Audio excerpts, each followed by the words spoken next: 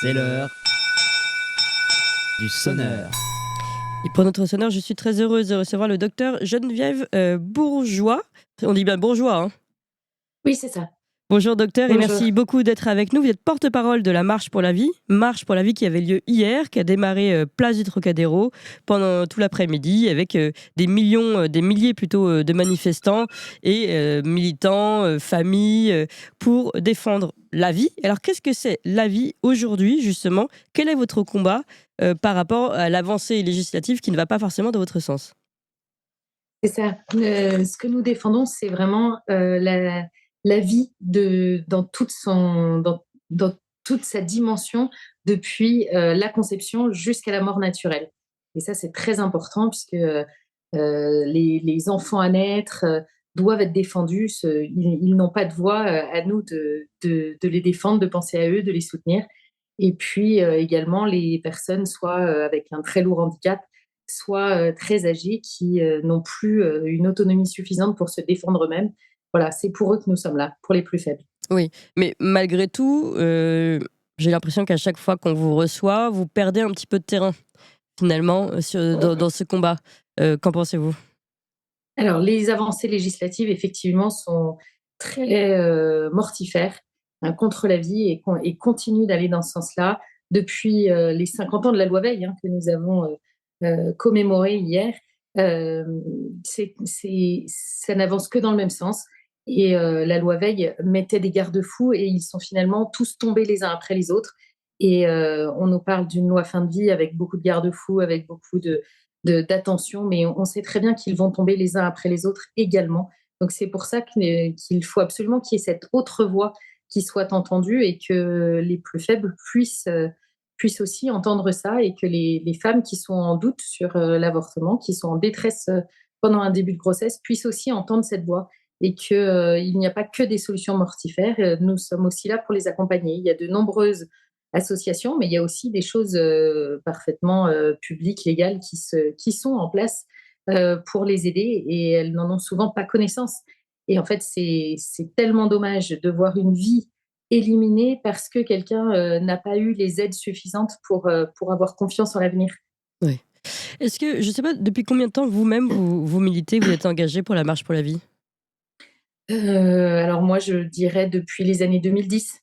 Est-ce que Mm. vous auriez imaginé en fait, que finalement, le terrain législatif avance? Vous avez parlé en effet de l'avortement, avec Mm. cette avancée dans Mm. l'âge possible de l'avortement, la loi de Mm. fin de vie qui autorise une forme d'euthanasie. Euh, Est-ce que vous auriez imaginé que ça avancerait autant en France? Alors bien sûr, on espérait que ça n'avance pas autant et que les consciences se réveillent et qu'on soit un peu plus attentif aux tout petits comme aux très âgés. Malheureusement, voilà, c'est comme ça en France. Alors ce qui est étonnant, c'est que même s'il y a des avancées également dans le même sens mortifère dans d'autres pays, il y en a certains qui eux, restent dans le bon sens, dans le sens de la vie. Et même dans les pays qui ont, par exemple, de l'avortement, par exemple en Allemagne, en Italie, il y a beaucoup moins d'avortements qu'en France, alors que la législation est la même. On aimerait bien pouvoir avoir les mêmes solutions. Alors, est-ce que c'est une politique de prévention qui est meilleure? Est-ce que c'est une culture qui est plus attentive aux plus petits? Je ne saurais pas dire exactement, mais en tout cas, on sait qu'on peut faire des choses pour la prévention. On sait qu'il y a des soins à mettre en place dans le grand âge, des soins palliatifs, Ah oui. quel que soit l'âge, quand il y a des pathologies graves. Et c'est la seule solution. La seule solution, c'est l'accompagnement, que ce soit des femmes enceintes en détresse ou des personnes âgées ou très malades dans les soins palliatifs. Et on sait que ça fonctionne. Ce sont des beaux accompagnements. Alors, quelle est aujourd'hui finalement votre priorité dans le combat? Et puis, deuxième chose, comment finalement mettre en place ce combat? Est-ce qu'aujourd'hui, est-ce que marcher dans la rue suffit? Est-ce qu'il faut peut-être essayer de peser plus dans le monde politique ou parlementaire? Comment vous comptez faire? Alors, bien évidemment, marcher dans la rue ne suffit pas. Et puis, marcher dans la rue, c'est une fois par an. Donc, bien sûr que ça ne suffit pas. Et c'est pour ça que nous avons appelé les très nombreux jeunes qui étaient présents hier à s'engager dans les associations, à s'engager éventuellement en politique. pour porter cette voix de façon plus pragmatique. Là, ce qui était important, c'était vraiment de nous faire voir et que toutes ces personnes qui sont dans la détresse puissent avoir accès à une autre voix. Et ça, c'est important. Après, il faut effectivement mettre en pratique tout le reste de l'année.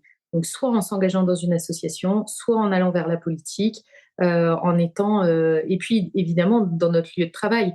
Moi, je suis gériatre, donc je fais du soin palliatif, et donc c'est tous les jours dans ma profession que je mets en pratique ce que je dis à propos des soins palliatifs, de l'accompagnement pour ne pas aller vers l'euthanasie.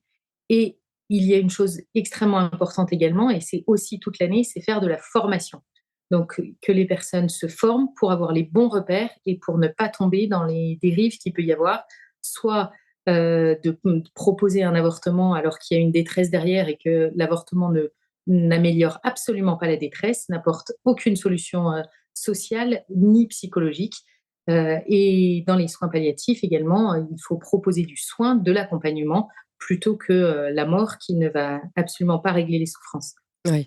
Alors, je disais, quelle est votre priorité? Est-ce que vous avez une priorité aujourd'hui? Est-ce que vous avez un combat à mener avant les autres?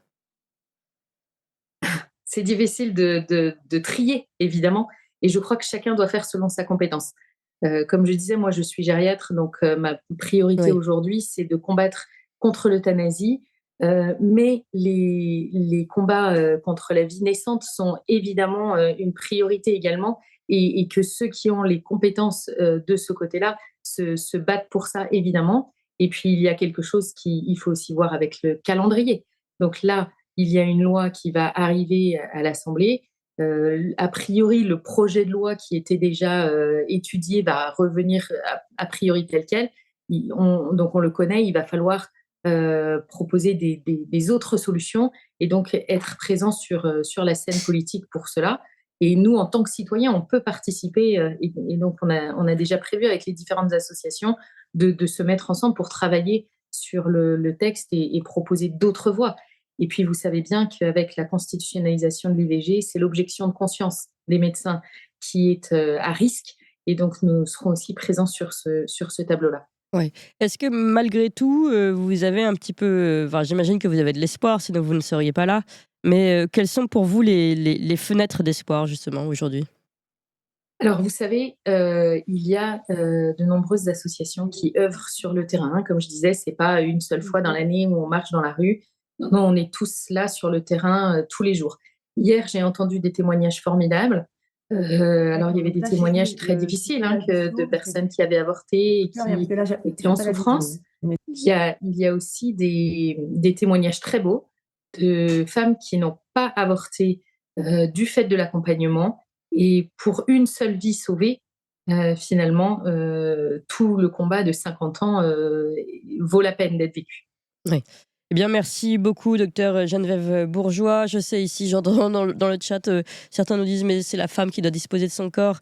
Je pense qu'il faut se renseigner beaucoup, hein, sur, d'abord le programme de la marche pour la vie. Évidemment, il n'est pas question, d'empêcher la femme de disposer de son corps, mais Bien peut-être, sûr. d'aider la femme, quand elle est en détresse et quand elle avorte alors que, elle est sous pression pour cet avortement et que peut-être qu'au fond, elle ne le voudrait pas. C'est aussi ça la question, tout comme l'accompagnement de fin de vie, vous l'avez rappelé. Merci beaucoup, docteur Geneviève Bourgeois.